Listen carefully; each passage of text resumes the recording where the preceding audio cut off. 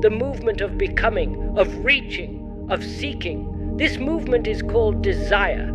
It begins with sensation, with the touch of something pleasant, a word of approval. That sensation is remembered, and thought begins to pursue it again. This pursuit is not questioned. It is simply accepted as natural.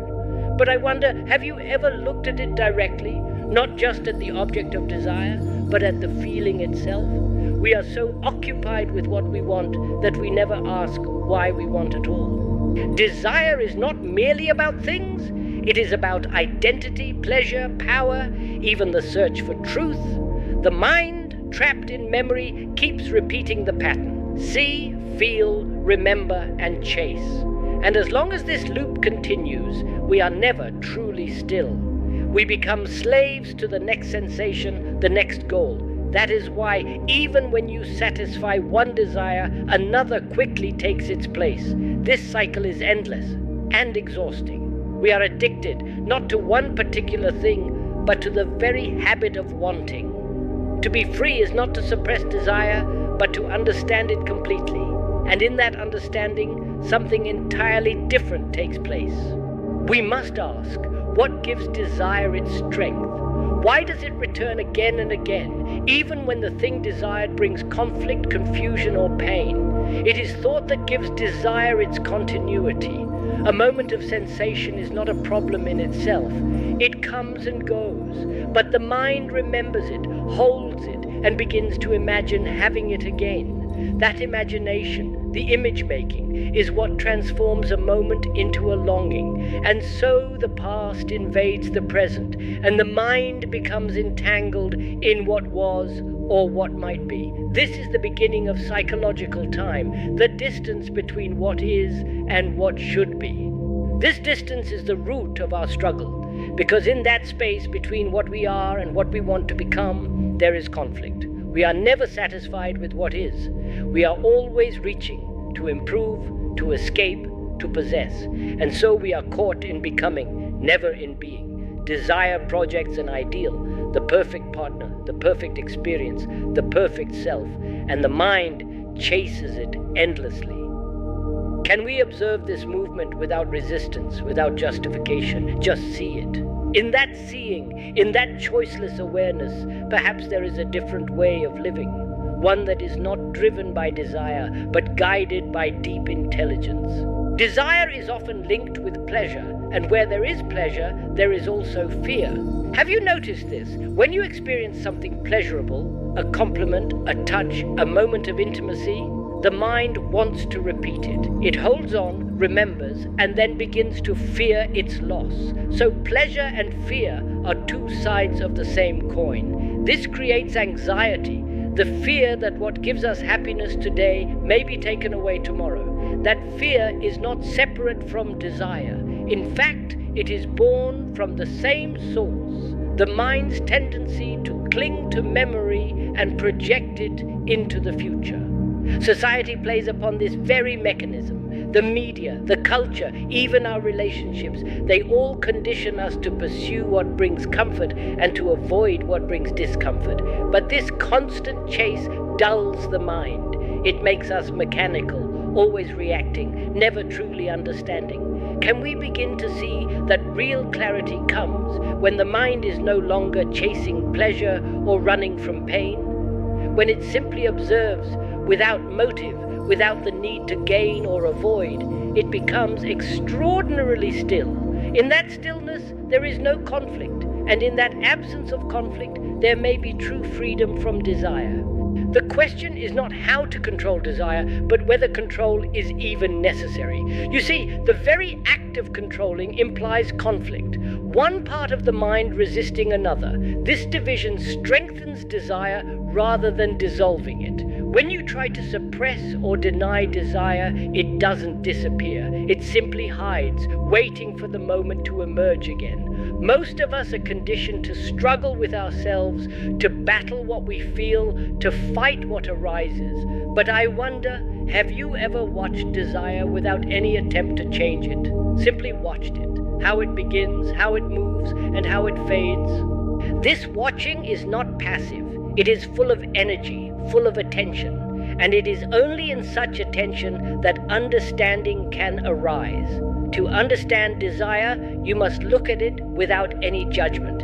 You must see how thought sustains it, how images feed it, how memory gives it power. And when this is seen clearly, not as an idea but directly, then desire loses its grip. You do not need to fight it because it no longer controls you. The ending of desire is not through discipline or denial. It ends naturally when the mind sees what it is doing, and in that seeing, there is the beginning of intelligence. Freedom from desire is not indifference. It is not the cold refusal to feel or to experience. On the contrary, it is the state of being fully alive, without attachment, without craving, without fear. In that state, one can love without possession, act without ambition, and live without conflict. But such a state cannot be cultivated. It is not a goal to be achieved. It arises only when the mind is deeply aware of its own movement, when it sees desire for what it is, without trying to escape or fix it.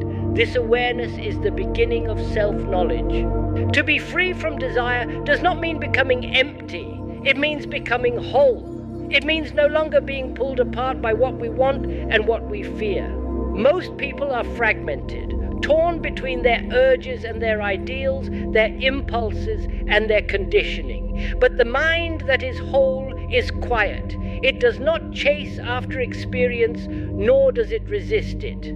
It simply observes. And in that observation, a profound clarity arises, a clarity that is not given by any teacher nor found in any book. It is born of your own direct perception. That, my friends, is the true ending of addiction, not through effort, but through insight. We have made desire into something spiritual or sinful, depending on our background.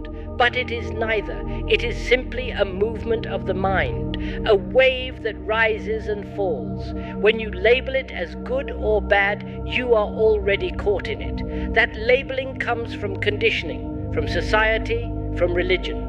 One system tells you to indulge, another tells you to deny, but both are two sides of the same coin. They keep desire at the center. To go beyond desire, we must step out of this game entirely, not by withdrawal, but by deep understanding of what is. Most people live with conflict between what they feel and what they think they should feel. This contradiction creates guilt, shame, confusion. But truth lies in seeing clearly, not in becoming something else. If you observe desire without interference, without trying to shape it, a shift begins to happen. You start to see that desire is a reaction, and all reactions come from memory. When memory ceases to dominate the present, then there is space, and in that space there is silence, a silence untouched by craving or resistance. That silence is not empty. It is full of intelligence, and in it there is no addiction at all. Have you ever asked yourself why desire never ends? The object may change. Today it is success, tomorrow it is love, the next day enlightenment, but the movement is the same. This endless pursuit creates a sense of time, not just in the clock, but in the mind. Someday I will be happy. Someday I will be free. That is the illusion desire sustains. It always places fulfillment somewhere else, never here. And as long as your mind is moving towards something, it cannot be fully present. It is restless, always waiting, always expecting. That restlessness is the very nature of psychological suffering. To understand desire is to understand this illusion of time.